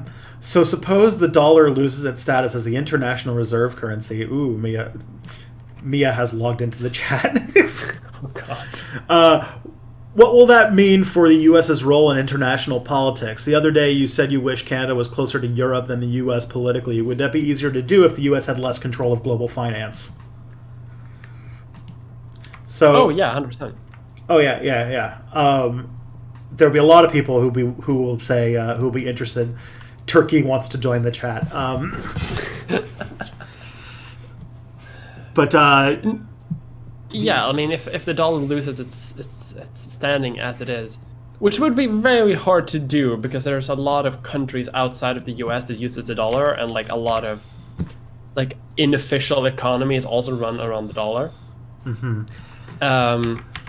It would be disastrous, because America would no longer sort of have this sort of baseline monetary control, because we kind of the entire world kind of revolves right now around like a dollar standard, and if that stops happening, and if it starts revolving around like a euro standard, then America can't exert that sort of influence on basically all of North and South America, large parts of like African economies, large part of like Southeastern trade. Like a lot of that just doesn't happen if the dollar isn't as important anymore. Yeah, it would debasing the currency like that would basically like break a lot of international relations. It might still happen because the American dollar is so unstable, but like it would have huge economic ramifications.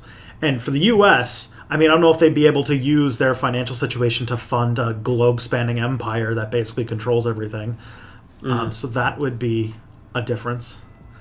But yeah, it would be utter chaos economically for at least a little while, unless we had like a straight up Bretton Woods 2 type situation. But so it makes me think that the U.S. isn't going to be ready to come to the table to say, okay, we're no longer going to be the reserve currency. We're going to hand it all over to Europe. That feels very un-American. Yeah, America would never do that. America is going to be the country that refuses to sunset until they burn in a heap. Much like the country that they descended from. Yes.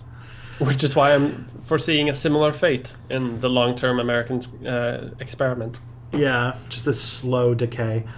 Okay. So suppose... Oh, we already did this one. That's why it was highlighted, because Tristan is dumb. How does anyone know how cities worked in Asia during the medieval period? Were there guilds and such? This is so far out of my realm of expertise, so I can't really answer at all. What's one stereotype about Canada that you don't like? That Canada is a real country, and not a shell corporation for a bunch of resource extraction megacorps. But speaking of that, speaking of like a sibling country to yours, did you know that Australia is literally a company? No. Yeah, I think it's called like the Corporation of Australia or something. For some reason, Australia like made itself into a company registered in the US so that it can like value. It can take some sort of loan, I think, for from the dollar, without having to deal with sort of like international exchange something. I don't know. It's something complicated with money, loan transferences. But apparently that's a thing that exists. So the Commonwealth of Australia is actually a corporation somewhere. Neat. I said this. My first viral TikTok was me saying that Canada isn't real. It's 3 resource extraction corporations in a trench coat, and a Canadian World War II military uniform cosplayer who is 18 years old tried to call me out in the comments. And I'm now going to make several TikToks about why Canada isn't a real country, and it is a scam. God bless. Do you still use TikTok, even though it's literally a tool for Chinese espionage? Oh yeah, I'm kidding. They know that I love cats with their heads through a slice of bread. That's what all of Chinese espionage business is about these days. Finding out what kind of... recording dances and finding out what the kids are up to. Yeah. The other day you said not having kids because of climate change ultimately just reduces the decision to whether or not to breed to financial consideration, which you implied would be a thing. Could you elaborate on why exactly? So, it's just, the idea is that like people like... We've had a long history as humans of using various different reasons to tell people that they should or should not have children. And I will give you a hint. None of it works out well. Yeah. And that human reproduction reduced to economic terms or to like ecological terms results in horrible things and racism approximately 100% of the time. Yeah, roughly. And so therefore, like, and also that choosing to have children is fairly often not a decision you make with like it's a very personal decision, and it's just something that really should be really like it. Once you start adding these kinds of considerations into it, you go in a whole lot of dark directions, and it's just not something I want to go into. Hopefully that answered things. I think so. So a lot of Marxist-Leninists often justify the USSR or China's authoritarianism on the grounds of economic growth or development. By that logic, was capitalist development and all the terrible things that came with it, quote-unquote, worth it? Yeah, that's kind of another thing that I also see sometimes, where people excuse the authoritarianism with just as the question said, right?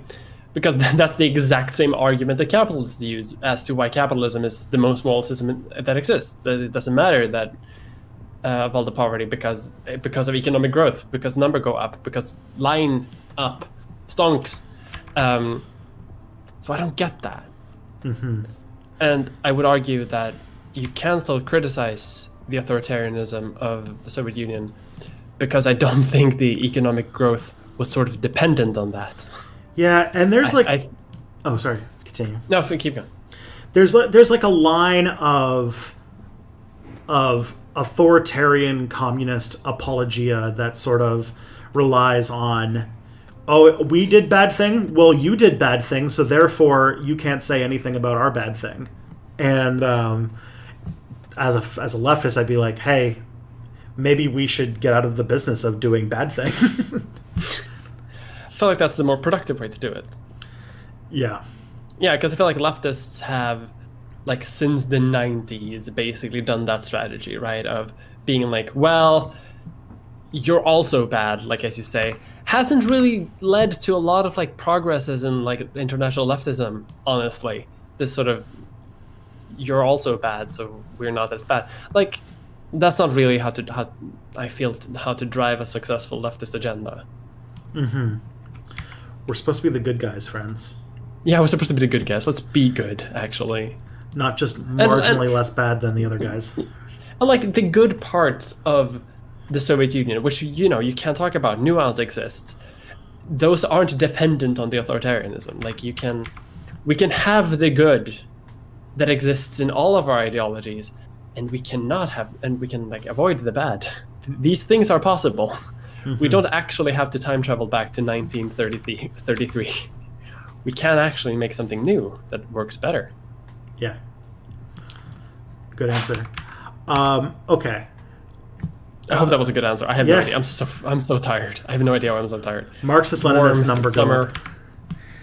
Yeah, it's 31 again. Okay. You're being reincarnated in 1800. Would you rather be a working class person in the UK or a peasant in Japan? Peasant in Japan, 100%. Yeah, let's do that.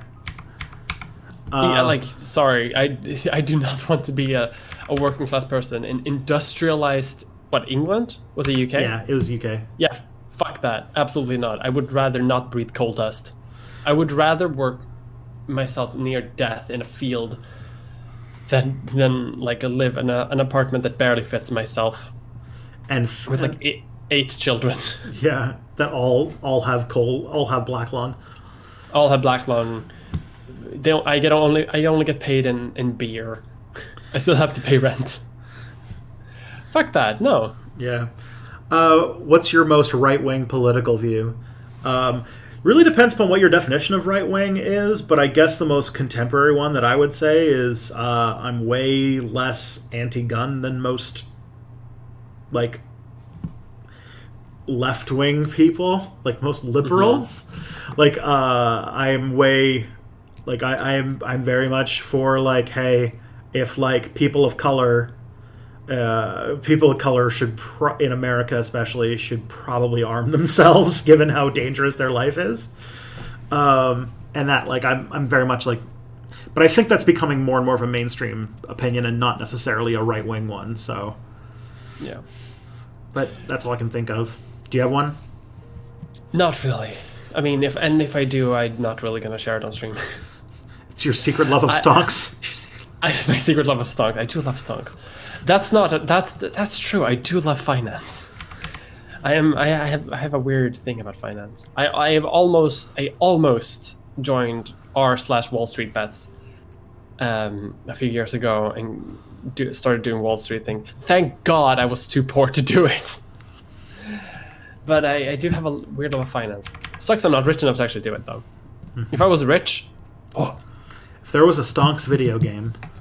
If there was a stonks video game, I need City Skylines to have stonks. That's not a joke. Yeah. I learned, I think I learned at one point that, so apparently a lot of people who like FIFA, that there's the FIFA games where you run around and do a soccer, but then there's like FIFA manager games. It's called Football Manager, yes. And people love this stuff? Yeah, I play it a lot. Okay, so you just need that, but for stonks. You don't play football there. You manage the team. So you can watch the matches, but you don't really do it because you can't really affect it anyway. Yeah. I mean, you can kind of by like if you want to interfere with the coaches. But these games are really popular in Europe.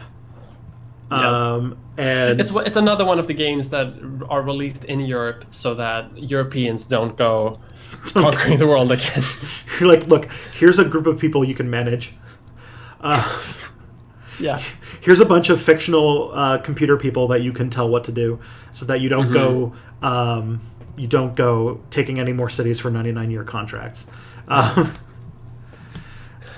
I gotta play this one out at some point. That all Europe, like the whole like European style of games, European board games, Eurojank games are just like basically like there's like a thing where like if you have a pet octopus, you're supposed to put their food in a puzzle box so that they're occupied, so they don't try to escape the tank.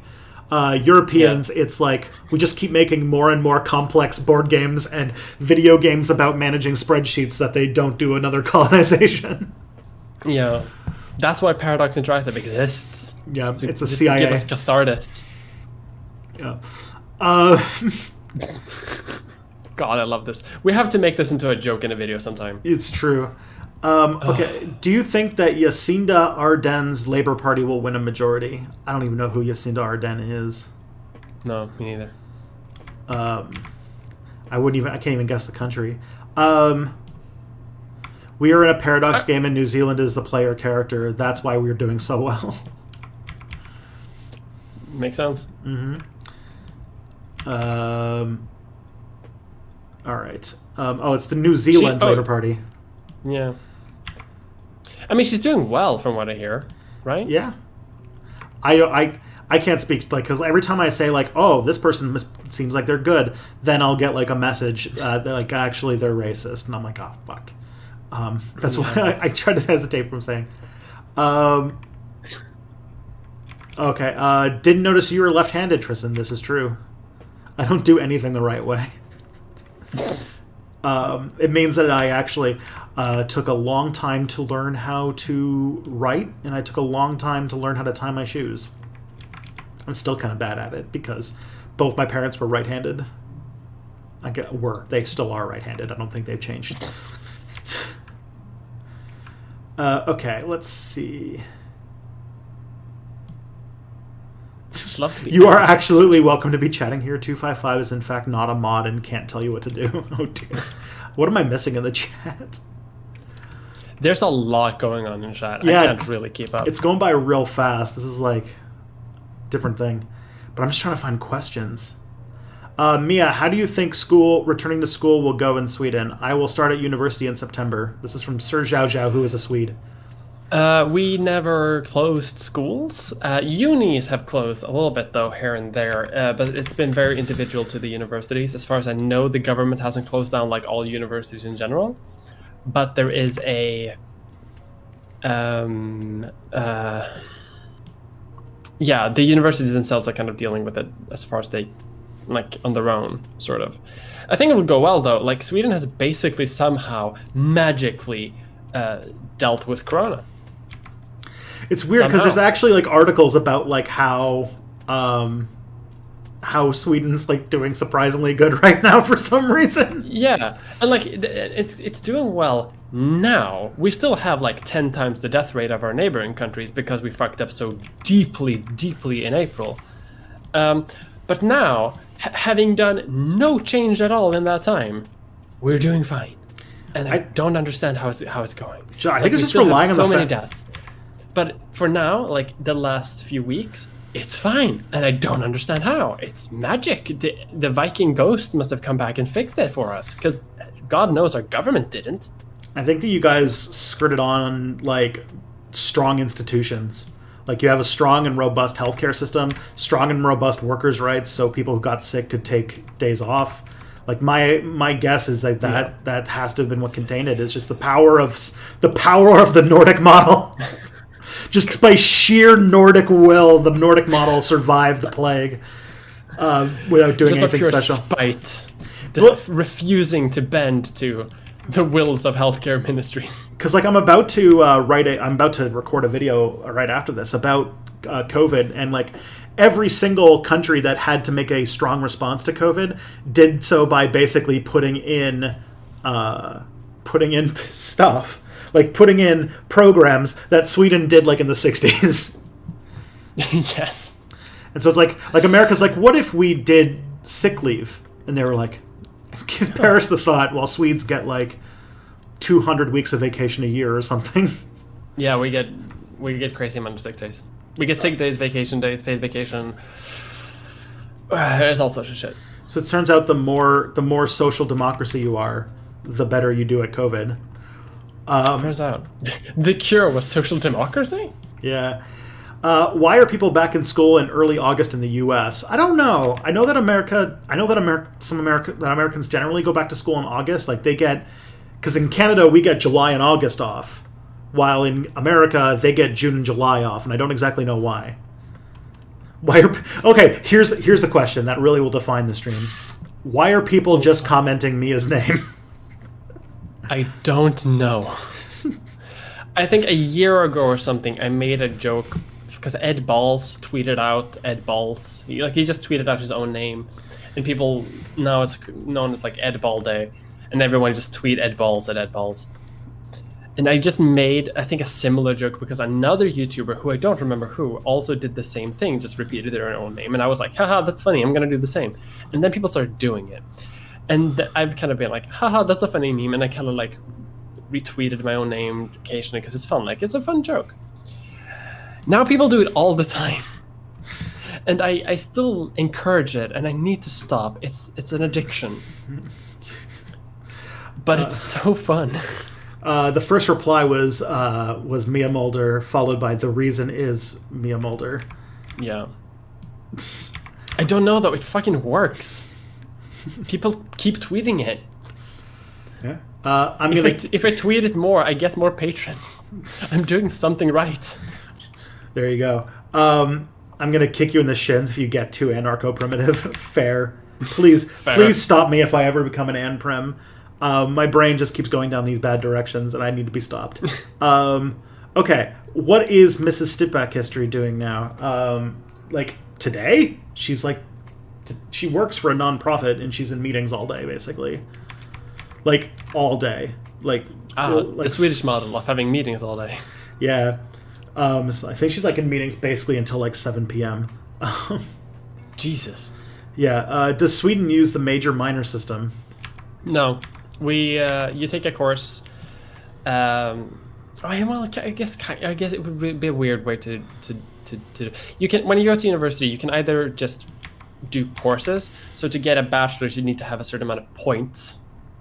And doing one term earns you 30 points. You need 180 points to get a bachelor's degree. So if you want to, you can just study kind of whatever the fuck you want. But in order to get a bachelor in a certain field, you need to have had certain courses as part of those 180 points. So I have a bachelor's in history, in just plain history. No, actually, I have a it's technically called like a bachelor's in philosophy.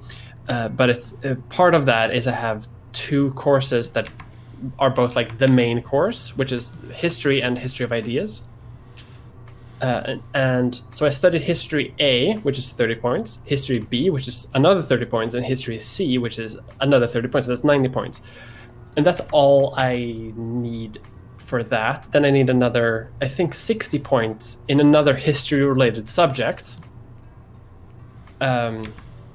which ends up to 120 points. But the rest of those points, which is like another like year or something, maybe it's 120 points. I'm not 100% sure how math works. It's one of these things. You end up oftentimes with like a term or a year that you can just fill with whatever. So as part of my philosophy bachelor's, where I studied like pretty like, history and history of ideas, which is in American terms somehow viewed as like a double bachelor, because I did 2 like bachelor's theses for these. Mm-hmm. I also have like a course that just cost what's it called? 3D modeling and art, just what's it called? Concept art, because I did that for a term. It has nothing to do with history, but it's part of my degree.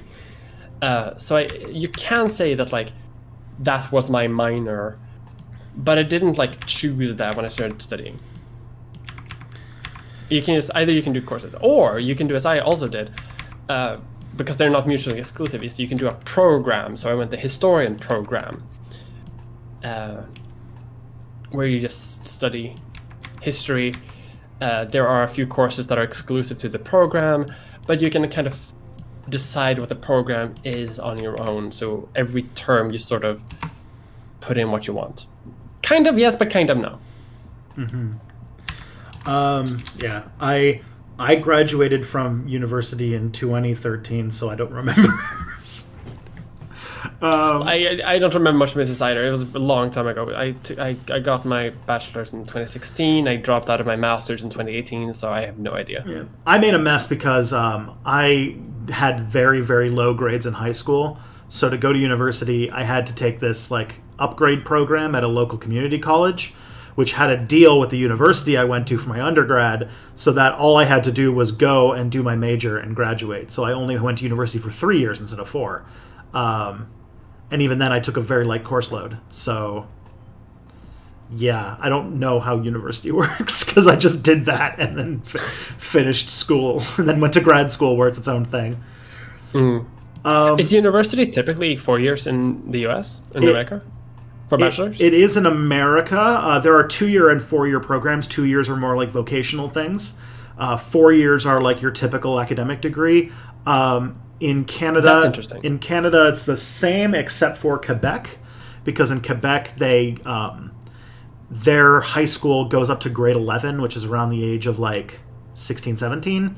Then they do 2 years of something called cégep, which is like you go to school there. It's like pre-college, where you spend 2 years going, and you typically move away from home and stuff like that. Where you go for 2 years, so you're about 19 when you actually start university, and they only go for 3 years. That's interesting, because Swedish like academic courses are typically 3 years, with 2 years also being the vocational thing. Mm-hmm. So I wonder how that would translate. I have no idea. I guess American universities are just a bit wilder, although I hear that American universities are also a bit more chaotic, because if you study history in like a Swedish university, that's all you fucking study. Nothing else. Yeah. I went to whereas in America, I feel like there's a lot of other things that you study on top of your major. Yeah, you get a major, and then you have to take X amount of courses to graduate, and different universities have different requirements. So that's weird. And so other people that I knew had to usually got minors, because it's like, hey, if you take a certain amount of your courses in this, then you could get that. Like, I know a lot of people I knew were history majors with minors in political science or in classics, which is another thing that they don't have in Sweden, because their universities make sense and ours don't. Okay. Do you think the British monarchy should be abolished? Yeah. Yeah. Or replaced with me, but yeah. Correct. Jacobites, as in the Syriac Orthodox Church. I don't know what that's a reference to. Democracy Now! Said something like 80% of Lebanon's food is imported. Yep, it's pretty bad. It's pretty hard to grow food in a desert, turns out. Turns out. It reminds me of the Halifax explosion. Yeah, we had a huge explosion in Halifax, I think close to 100 years ago now. Damn. Yeah, it's a whole thing. Okay. The other week, you guys were speculating about the Ottomans taking over Europe and creating a more advanced civilization. Yes, we do. We stand space janissaries. Do you think that society would have eventually secularized like Europe and its colonies did in our timeline? Yeah, That's way too hard to speculate. yeah, I mean, the development of Islamic jurisprudence is... It's hard, because, the thing is, this is the closest that I can speculate on it, which is that a lot of, the Islamic turn towards, hardliner and, less secular forms of Islamic thinking is 1700s response to Western imperialism. And so you could very much make the argument that Islamic jurisprudence and theological development would have gone in a more secular direction if it hadn't been for Western imperialism kind of forcing an anti-Western backlash to a lot of things. In which case you have a lot of schools of thought in Islam that are much more philosophy based and much more based in Greek analytical philosophy and stuff like that, which could definitely have gone in a secular direction. But I'm only I would probably say Islamic history is my second topic, not my first. Yeah, Islamic history for me is way down the list, unfortunately. Yeah. All right. Let's see if we can do. Do you want to do one more fun one, or you think you're good? Let's do one more fun one. Okay. We're starting to get. You know what? I'm having trouble finding one, so I think we're just going to do it at that. Can you tell people where to find Mia content, though? I can. You can find Mia content on youtube.com/c/Mia Mulder, or on twitter.com/potatopolitics, or on twitch.tv/Mia Mulder. I think that's it. I think those are the important ones. Yeah. I stream video games on Twitch Tuesdays and Thursdays. Usually, I've been really bad at it the last month, but I'm gonna try. Mm-hmm. Good stuff. Please check out her work. Latest video is very good, and not enough people watched it, and so I will. Please watch my latest video. And for everybody on Twitch, we're gonna go see Rocketansky. Hey, we stand a queen. We do. And for everybody else, I'll be back tomorrow night. Will be exciting times. Bye-bye. Bye.